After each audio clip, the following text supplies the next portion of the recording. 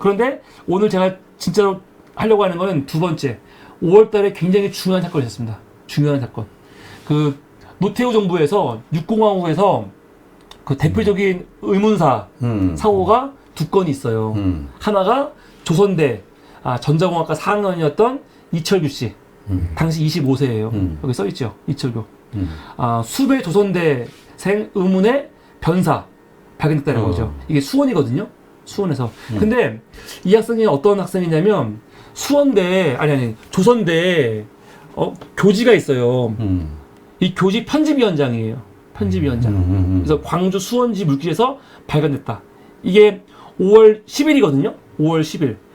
근데 이게 되게 중요한 이유가 뭐냐면 이 학생이 어떤 학생이냐면 원래 85년도에 반외세 반독재 투쟁위원회에서 활동한 이 이력 때문에 국가보안법으로 구속이 돼갖고 형을 살아요. 한 2년 정도 살아. 그런데 87년 유학항쟁 이후에 87년 7월달에 가석방이 돼. 나이를 보면은 거의 대학교 1학년 때야. 대학교 1학년 때 고등학교 마치고 들어오자마자 사실은 이 대학생으로서 민주화운동 하다가 국가보안법으로 감옥 가서 한 2년 정도 있다가 가석방 된 거거든요. 조선대 학생이야. 난 좀 놀라워요. 지금 생각하면은. 대단하네. 야, 그러니까 지금 우리가 생각하는 20대하고는 차원이 다른 거야. 진짜로. 그런데 조선대가 어떤 대학인지 아세요? 조선대가 사실은 진짜 민족대학이에요. 그렇죠. 여기 조선대 자체가. 그런데 이 조선대 얘기도 하려면 되게 할 게 많은데 이 사람이 누구냐면 박철웅. 원래 조선대가 박철웅이라는 사람 일가가 그냥 단독으로 만든 학교가 아니에요. 여긴 진짜 민족대학교로 사실은 한 12만 명 되는 설립동지 회원이 있어. 그 사람들이 17일간 다 모아가지고 만든 학교거든. 근데 이 박철웅 씨 일가가 어떻게 했냐면 그 설립동지회 회원들 명단 같은 거 있잖아. 이거 다 없애버려. 없애버리고 자기들이 그냥 세운 걸로 역사를 바꿔버려요. 그리고 40년 이상을 여기를 군림하는 거 조선대를. 그래서 이게 어떤 사진이냐면은 박철웅 총장은 아침마다 이 군대같이 이렇게 운동장 구보를 했대. 그러면 전 교직원들이 같이 구보하는 거야 지금 이게. 진짜 엽기적이지 않아요? 이게 87년이야. 이런 식으로. 그러니까 학교가 거의 자기 왕국인 거지. 왕국인 거야. 나중에 이 사람이 이제 89년도에 징역 2년인가 받는데, 하여튼 이래서 조선대가 문제가 굉장히 많았어요. 횡령부터 시작해서 문제가 굉장히 많았거든요. 그래서 아까 말했던 이 이철규 학생 있죠. 이 학생이 되게 중요한 역할을 하면서, 물론 혼자 한 건 아니지. 그때 조선대에서 이제 엄청난 시위가 많이 일어난단 말이에요. 그 박철웅 일가 이 몰아내기 위한 시위. 이게 그래서 88년 1월 6일 날 이때는 이미 조선대에서 농성이 111째 벌어졌을 때예요 이미. 그래갖고 지금 뭐냐면 막판 조선대 사태 해결책 없나 하면서 뭐 이런 기사 나오는 거거든요. 결국 박철웅은 88년 7월 2일 날 뭡니까? 맞아. 퇴임을 해요. 400억 횡령이라는 기사가 나오고 그리고 12월 달에 해임이 돼요. 그러니까 대단한 사건인 거예요. 그렇지. 대단한 사건. 그러니까 이 당시에 되게 중요한 게 뭐냐면은 87년 민주화 운동 있잖아. 그때는 이제 군부 독재 상대로 싸우는 거 아니에요. 근데 하여간 대학생들 볼 때는 그 87년도에 직선제 개헌되고 그리고 이제 노태우 정부가 들어왔잖아요. 노태우 정부 뭐 부정선거부터 시작해서 여러 말 많지만 하여간 직선제로 들어온 정부란 말이야. 그래갖고 사실은 대학생들이 생각하던 정치적 목표는 이룬 게 맞거든요. 대학생들은 직선제를 외쳤거든. 그럼. 그런데 그 에너지가 있잖아. 에너지가 어디로 가냐면 학내 민주화. 글로 가는 거예요. 그래서 당시 대학마다 학내 민주화 운동이 굉장히 셌어. 지금하고는 차원이 다른 거야. 지금하고는. 그래갖고 노태우 정부에서 사실은 대학생들 그 학내 민주화 운동 같은 거 이거 때려잡으려고 엄청나게 신경 많이 쓰거든요. 되게 셌고. 근데 그 센 게 성공한 게 이 조선대 같은 경우에요. 박수로 몰아내거든. 그리고 그 자리에 누가 오냐면 인권 변호사로 굉장히 유명한 이동명 변호사. 이분은 진짜 훌륭한 분이에요. 그렇지. 이동명 변호사는 되게 훌륭한 분이야. 이분이 오셔가지고 3년간 총장을 해요. 그리고 되게 잘했어. 그리고 원래 연임도 할 수 있었는데 본인이 안 하지. 대학은 학자가 맡아야 된다. 그래서 안 오는 거야. 또 노태우 정부에서도 계속 내보내려고 했고 여러 가지 이유가 있어가지고 결국은 안 하는데 이분이 있으면서 대학 자치 운영 협의회를 만든단 말이에요. 그래서 학생, 학부모, 교수, 교직원, 동창들이 다 모여가지고 대학 자치에 필요한 일들을 하는 기구를 만들어요.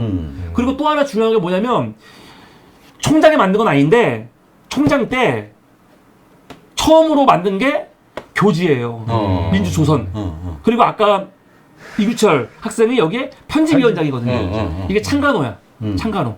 근데 창간호에 어떤 글이 실리냐면은 뭐 여러 가지 글이 많이 실리는데 여기서 문제가 되는 게 뭐냐면 바로 이거예요. 미제 침략 백년사. 이 글이 문제가 돼. 이것 때문에 국가보안법으로 아까 이규철 학생이 아니 수배가 돼요. 수배가 돼. 그래서 도망다니는 거지. 도망다니는 거지. 그러니까 지금 아까 기사 변사 나타났던 이 이철규 이철규 학생은 지금 수배 중이야. 국가보안법으로 수배 중인 상태였는데 이철규 갑자기 5월 10일 날 변사로 발견이 된 거죠. 맞아, 변사로. 어디서? 여기 지금 수원 제4 수원지 있죠. 그러니까 원래 5월 3일 날 여자친구가 있어요. 여자친구 생일이어서 여자친구 만나려고 택시를 타고 가다가 여기서 검문을 당해. 검문을 당하는데 경찰도 말에 따르면 그 검문 당할 때 도망갔다는 거야. 도망갔고 자기를 못 잡았대. 못 잡았는데 일주일 후에 시신으로 발견된 거죠.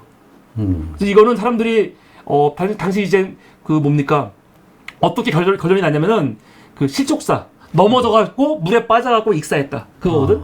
근데 시신을 보면은 이거는 지금 그 뭡니까 이 오픈 아카이브에서 다 공개돼 있는 뭐 되게 유명한 사진이에요. 이게 시신 사진이거든 사실. 되게 잔혹한 사진이야. 왼쪽 눈 아래 돌출되어 있고 검은색으로 변색돼 있잖아요.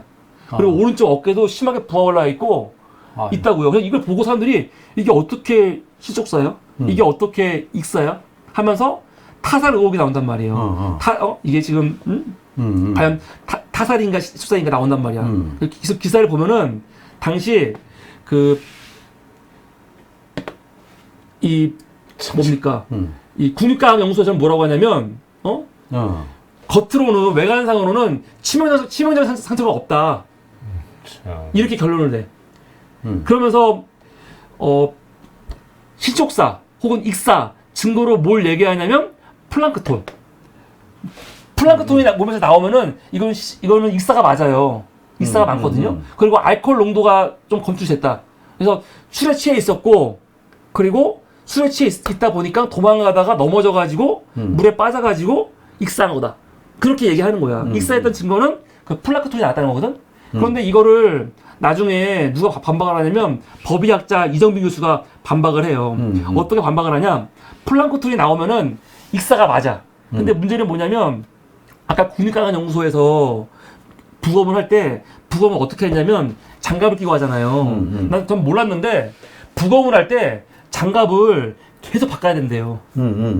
왜냐면은 사람이 물에 빠져 있다가 물에 빠진 거 아니야. 그러면은 물에서 나오면은 지금 이 피부에 플랑크톤이 이미 다 묻어 있다는 거야. 그래서 이 부검을 하면서 이 몸 밖에 있던 플랑크톤이 몸 안으로 들어갈 수 있다는 거지. 그래가지고 장갑을 계속 바꿔주면서 해야 되는데 당시 아까 그 국립과학연구소에서 부검한 사람은 되게 초짜예요. 초짜예요. 그 사람이 그래서 잘 몰라가지고 장갑을 한 번도 바뀐 적이 없고 그러다 보니까 몸 밖에 있던 플랑크톤이 몸 안으로 들어갈 수 있다. 그거 하나가 있고 알코올 같은 경우는 이미 몸이 부패 있잖아요. 부패한 상태면은 알코올 농도가 나온다는 거지. 그 두 가지 이유 때문에 이 부검은 믿을 수 없다. 다시 해야 된다. 이런 말이 나온단 말이에요. 이건 제가 기사 지금 제가 했던 내용들 그 내용들이에요. 그리고 그때 또 하나 중요한 건 뭐냐? 그때 경찰들만 있는 게 아니고 택시 기사도 다 증언할 거 아니에요. 근데 증언에 따르면 뭐라고 하냐? 그때 검정수경사 4대가 목격됐다는 거예요. 검정수경사. 이건 무슨 말이냐면은 사람들이 그냥 이게 그 타살 의혹이라는 게 경찰이 때려줬다는 게 아니에요. 경찰 말고 또 제3의 무슨 기관이 있었다. 그래서 이 기관들이 개입해 있다라는 의혹이 있거든요. 그래서 이 사건이 굉장히 큰 사건이에요. 그래서 그때 이 전남에서 애국학생 고 이철규 열사 고문살인 규명 대책이 준비가 만들어져가지고 되게 굉장히 강하게 뭐라고 합니까? 투쟁운동 하거든요. 여기에 전남 지역 대학 교수, 재야 인사, 학생 들어가갖고 굉장히 열심히 당국이 진상규명 의지가 없다고 하면서 시위를 많이 한다고요. 그래서 그때 아주 전남이 떠들썩했어요, 진짜로. 그럼. 떠들썩했어요. 기억나시죠, 선생님? 예. 그래서 그때 이제 조선대생 1만 명 거리 행진하고 제 광주 전남 재야 인사 사인 대책회 구성하고 막 그랬단 말이에요. 근데 되게 어이가 없는 거는 나중에 인도주의 실천 의사협의회가 주선해가지고 미국의 인권 의사회 소속인 법의학자가 있어요. 누구냐면 여기 이름이 로버트 커실러 박사. 이 사람이 와갖고 재부검을 하기로 했어. 근데 검찰이 못하게 해요. 못하게. 근데 못해.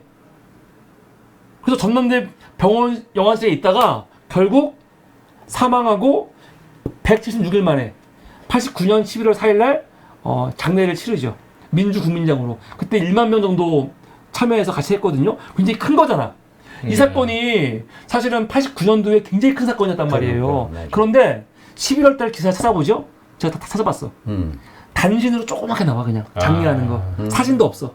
이미 이때는 다 좀 잊혀져가지고 그런 거지. 조용히 넘어가려고.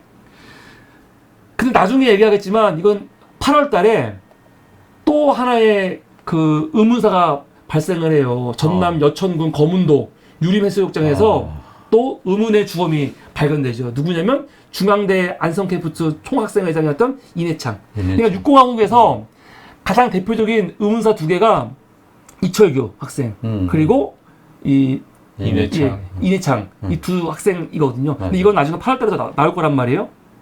이분이 이철규. 문재인 정부에서 2020년에 모란장으로 추서를 했습니다. 근데 아직까지도 의문사예요.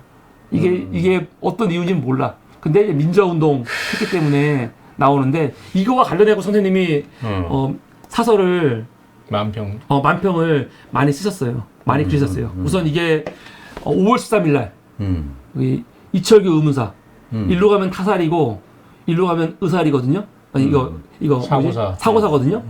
그래서 정밀 검사 한다고 하잖아요. 옆에 정부 사람 같아. 당겨. 딱 당기면 일로 가는 거지 이렇게. 지금 그래서 지금 분위기가 계속 사고사로 몰아가고 있다. 그런 분위기를 비판하시려고 그리신 그림이죠. 기억나세요, 선생님? 당시. 그리고 또 하나 이거는 16일 날 좌경소탕 강경대용. 이게 아까 노표가 말한 그거와 같은 맥락에 있는 거예요. 도망가고 있고 지금.